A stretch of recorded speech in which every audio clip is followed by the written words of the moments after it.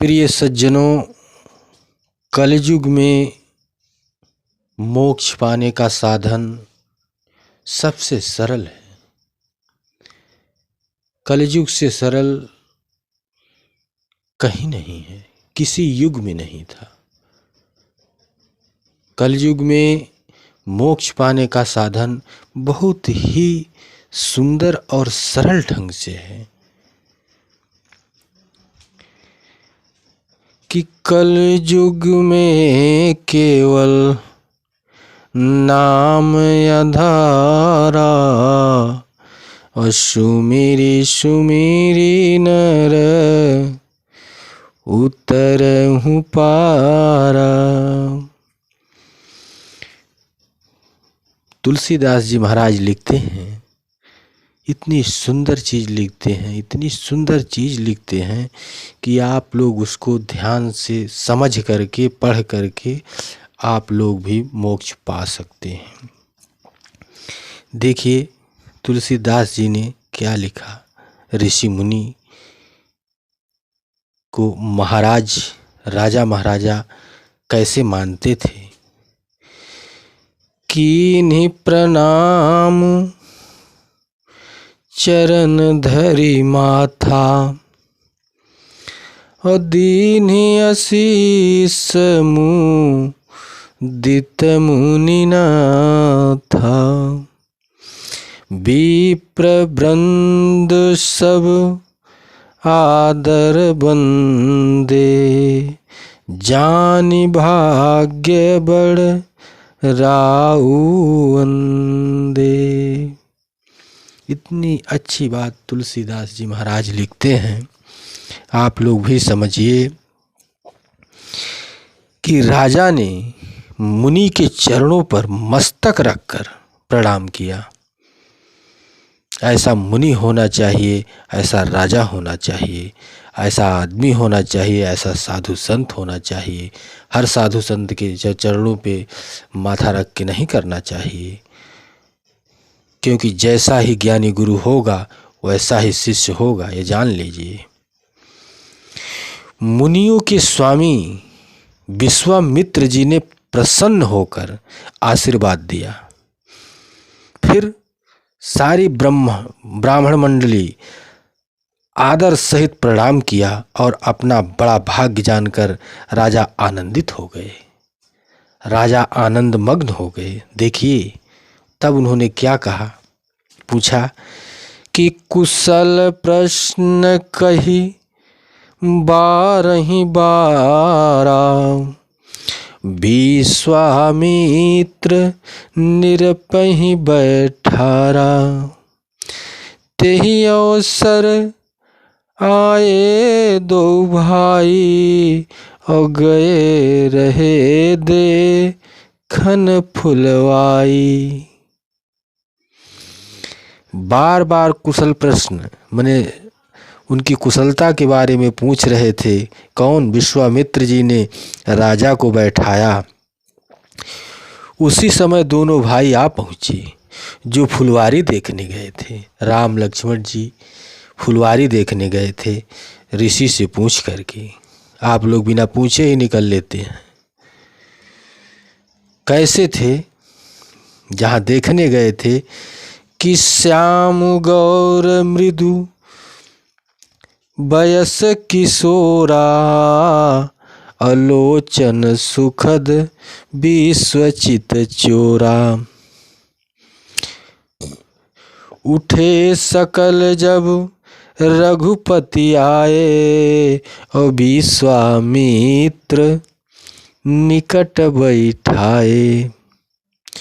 सुकुमार किशोर अवस्था वाले श्याम और गौर वर्ण के दोनों कुमार नेत्रों को सुख देने वाले और सारे विश्व के चित्त को चुराने वाले हैं। जब रघुनाथ जी आए तब सभी विश्वामित्र जी से, जब रघुनाथ जी आए तब उठ कर सब खड़े हो गए। विश्वामित्र जी ने सबको अपने पास बैठा लिया। ऐसा तुलसीदास जी कहते हैं। उनके रूप एवं तेज से प्रभावित हो गए सब। इतने सुंदर थे, सभी लोग देख रहे थे उनको, कोई दूसरे को नहीं कोई देख रहा था। तुलसीदास जी लिखते हैं कि भय सब सुखी देखी दो भ्राता, अवारि विलोचन पुलकित गाता।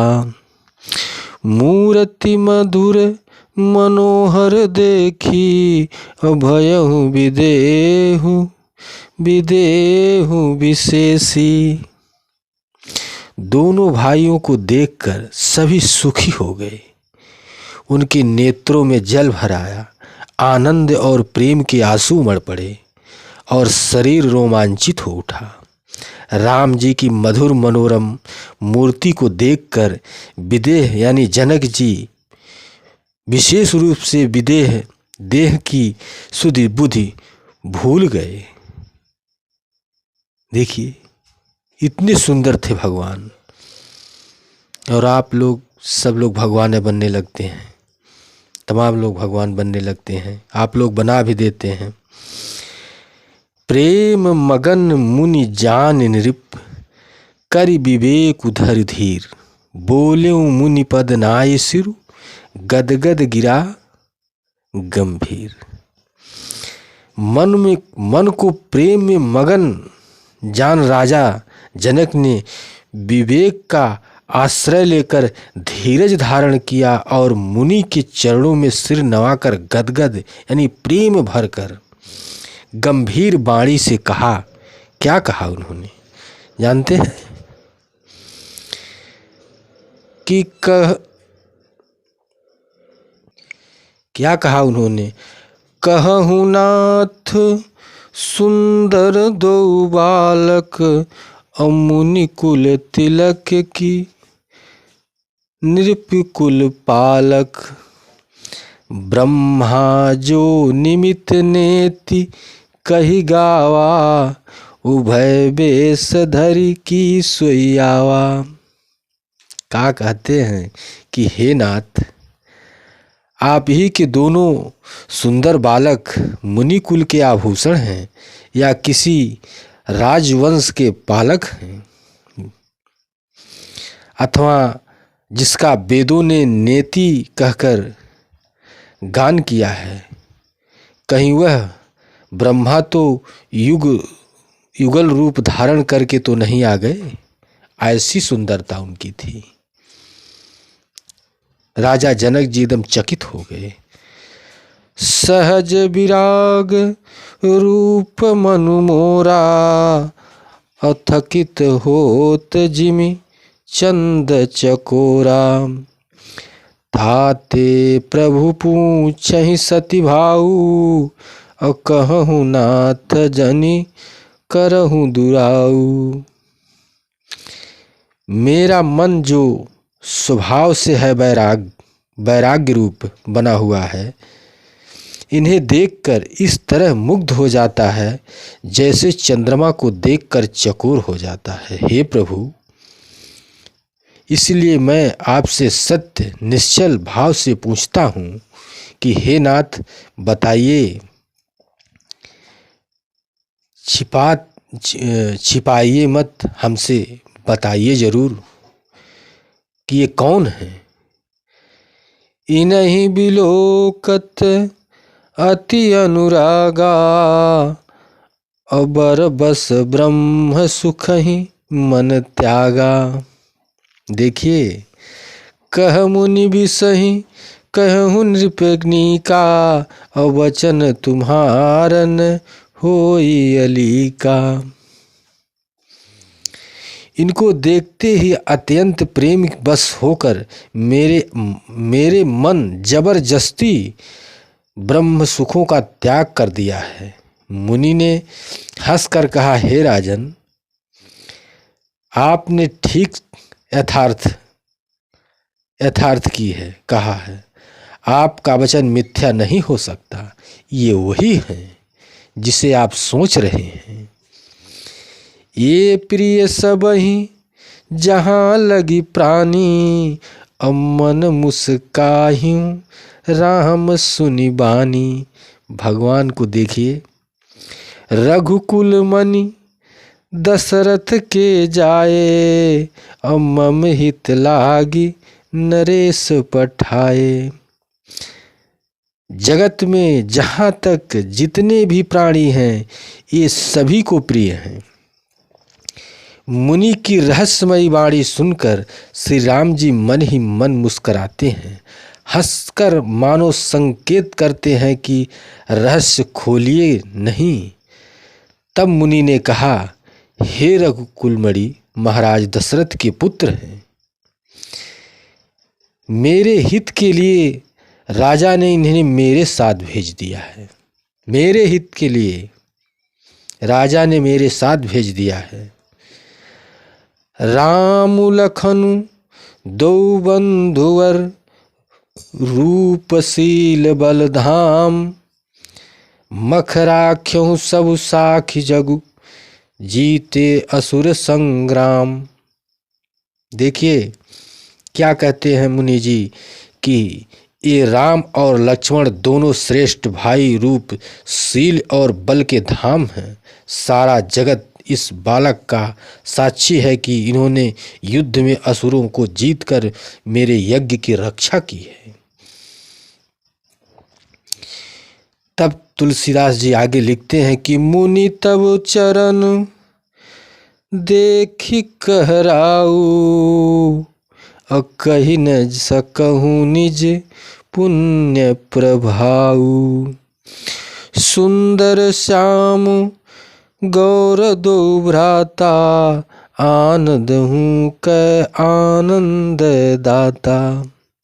राजा ने कहा, हे मुनि, आपके चरणों के दर्शन कर मैं अपना पुण्य प्रभाव कह नहीं सकता।